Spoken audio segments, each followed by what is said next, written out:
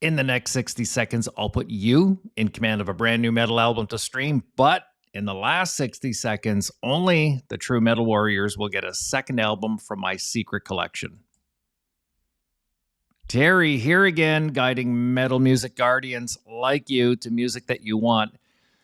If you like what is here on the list next to me, FMR is for you because I review, analyze, and break down the newest extreme releases from my weekly chart so you get the best new metal every single day.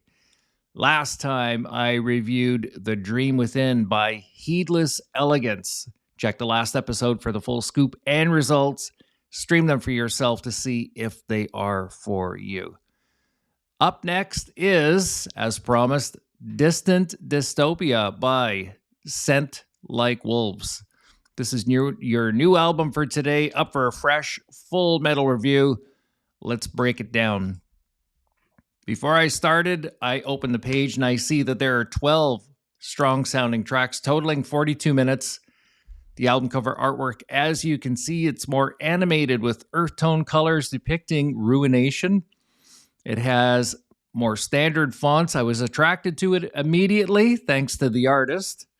Classified in Apple as metal, between that rating, the album cover artwork, and the song titles, I'm visualizing something fairly heavy. My genre description right now, before the review, is hardcore or metalcore or new metal. We'll see in the end during my reveal. Moving ahead, track 1 opens in a more mainstream, softer pace.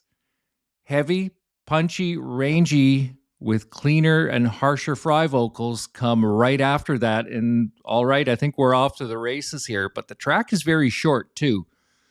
Track 2 is heavy with stabbing rhythm work, crunchy guitar riffs, solid bass and percussion, strong mix of vocals, and it's pretty nice. Track 3 is a solid attacking rhythm pace, nice harmonies, melodies, deep, strong, and heavy. It's excellent. Track 4 is a more melodic, but still heavy, electric, and very enjoyable hardcore number. It's very cool. Track 5 is suddenly rips open in a crushing metalcore style, relentless everything type track. It's got tons of rage and fire here, but again, it was very short. The rest of the album is a volcanic mix of thunder, harmonies, rhythms, and strength. It flows excellently. It is really good all the way through. In summary, I think a band like this is going to have an amazing road ahead of them. They sound very youthful and energetic, and there's a lot of thoughtful and very hard work here. Likely, these guys are a storm on stage. The recording and sound quality was loud. It was full, but it was really pushing the tech. It was somewhat distorted. I'm not a big fan of that personally, while production and musicality was very refined in my opinion, again, with the hard work. I rate the overall levels of rhythm and tempo here as solid and plentiful, while the harmonies and melodies here were more present in this album as well. Lyrical theme here, I find it sounds like the songs are lonely. Becoming a mainstream or radio act here is likely at this point. The range and flow and layout of the album is consistent, and the tracks are arranged with care. I describe the vocals as strong, clean, with powerful fry vocals, while the guitars I describe as razor sharp. It was excellent all the way through. Rhythms, harmonies, solos, riff work. The bass section was big and deep, and finally the drums and percussion performance was rangy, full, and snappy. There were some small samples and sound bites in there to add for effect. The overall energy and intensity was rather high. They remind me of Good Charlotte meets Linkin Park meets Ice Nine Kills meets Architects. AI says they sound like Fit for a King and Currents, which I would tend to also agree there. I rate the temperature here as a hot temperature with a mix of light and dark tonality, with an overall color set I personally describe as red and pink.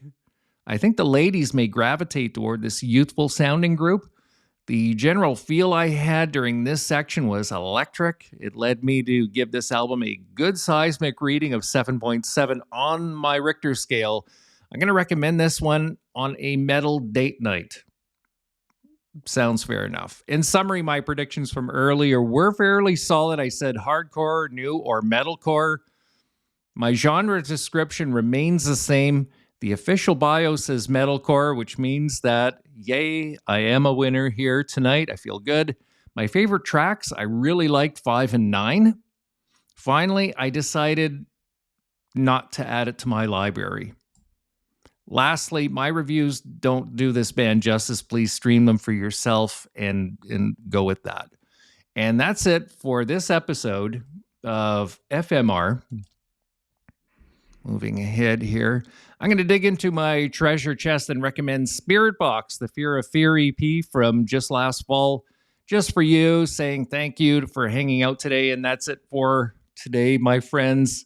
Remember to support your favorite metal artists, stream them, engage them on social, buy the merch, see them live. Join me again soon for another episode of FMR. And finally, hit that subscribe button, set up your notifications so you get more metal first right here. Cheers, everybody.